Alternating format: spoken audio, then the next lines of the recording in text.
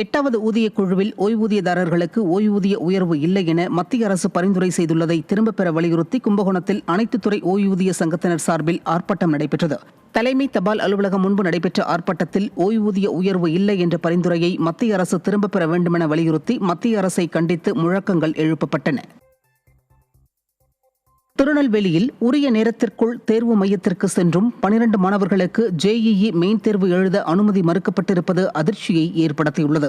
நாடு முழுவதும் 284 மையங்களிலும் தமிழ்நாட்டில் மட்டும் 26 மையங்களிலும் JEE மெயின் தேர்வு காலை மாலை என 2 பிரிவாக நடைபெற்றது. சேரன் மகாதேவியில் உள்ள தனியார் பொறியியல் கல்லூரியில் காலை 9 மணிக்கு தொடங்கிய தேர்வுக்கு 7 மணி முதல் 8:30 மணிக்குள் வர வேண்டும் என குறிப்பிடப்பட்டிருந்தது.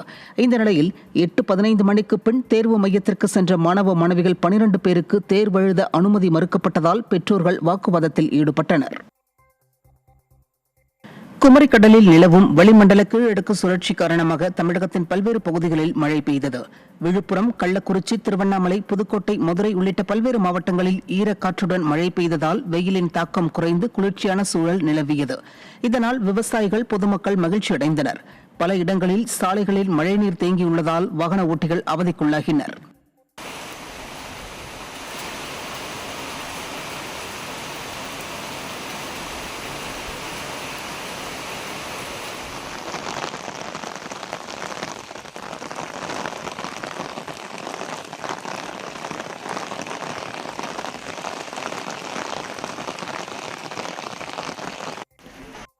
வாழ்